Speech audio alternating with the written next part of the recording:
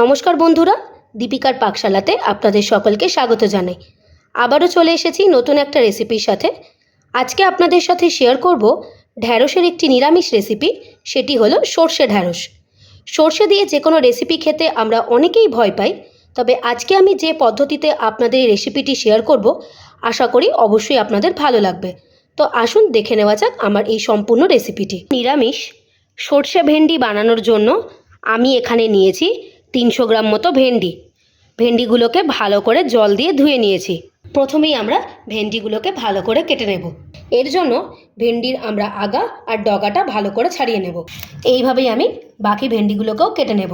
আমি এখানে ভেন্ডিগুলোকে কিন্তু লম্বা লম্বাই রাখছি, আপনারা চাইলে কিন্তু মিডিল থেকেও কেটে নিতে পারেন। সমস্ত ভেন্ডি আমার ভালো মতো ছাড়ানো হয়ে গেছে।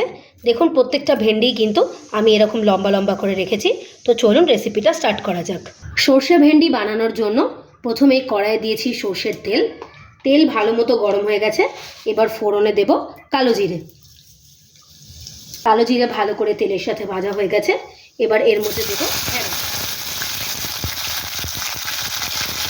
ঢ্যাঁড়সটাকে ভালো করে তেলের সাথে ভেজে নেব। এই সময় ঢ্যাঁড়সের উপরে দেব সামান্য একটু হলুদ।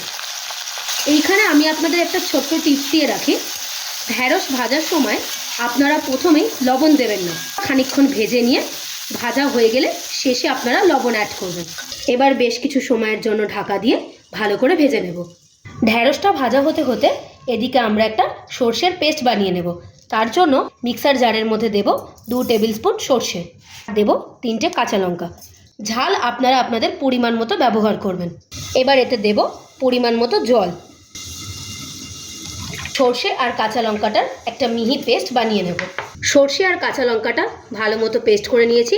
এবার এর মধ্যে দেব সামান্য একটু লবণ দিলে সর্ষেটা কিন্তু তেতো হবে না। আবারও ভালো করে লবণের সাথে পেস্ট করে নেব। সর্ষে আর কাঁচা লঙ্কা ভালো মতো পেস্ট করে নিয়েছি। এবার এটাকে একটা ছাঁকনির সাহায্যে ছেঁকে নেব। আপনারাও যখন সর্ষে দিয়ে কোনো রান্না করবেন চেষ্টা করবেন সর্ষেটাকে একটু ছেঁকে নেওয়ার। এবারে ছাঁকনির সাহায্যে সর্ষে আর কাঁচা লঙ্কার পেস্টটাকে ভালো করে ছেঁকে নেব। এই যে সর্ষের কালো অংশটা আছে, আপনারা কিন্তু এই কালো অংশটা খাবেন না, এটা কিন্তু শরীরের জন্য খুব একটা ভালো নয়। যাদের গ্যাস অম্বলের সমস্যা থাকে তারা অবশ্যই সর্ষের যে কোনো রেসিপি বানানোর সময় এই কালো অংশটা ছেঁকে ফেলে দেবেন এবং আপনারা অনায়াসেই সর্ষে দিয়ে যে কোনো রেসিপি বানিয়ে খেতেই পারবেন। ভেন্ডিটাও ভালো মতো লাল লাল করে ভাজা হয়ে গেছে। এবার এর মধ্যে দেব সামান্য একটু লবণ আর দেব কুচনো টমেটোটাকেও ভালো করে ভেন্ডির সাথে মিশিয়ে নেব। লবণ দেওয়ার জন্য টমেটোটাও ভালো করে সেদ্ধ হয়ে যাবে। ভেন্ডির সাথে টমেটোটাও খুব ভালো মতো ভাজা হয়ে গেছে।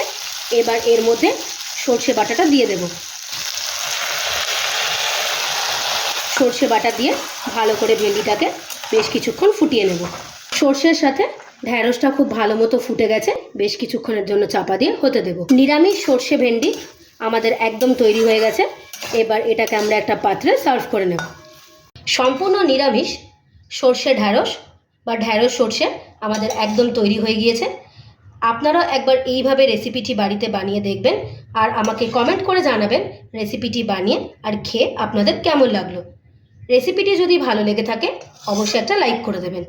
আপনারা যদি আমার চ্যানেলে নতুন হয়ে থাকেন চ্যানেলটিকে প্লিজ সাবস্ক্রাইব করে দেওয়ার অনুরোধ রইল। আর সাবস্ক্রাইব করে দেওয়ার পরে পাশে থাকা বেল বাটনটি অবশ্যই ক্লিক করে দেবেন আমার চ্যানেলে নিত্য নতুন রেসিপির আপডেট পাওয়ার জন্য। ভালো থাকবেন, সুস্থ থাকবেন, দেখা হবে আবার একটা নতুন রেসিপির সাথে। ধন্যবাদ।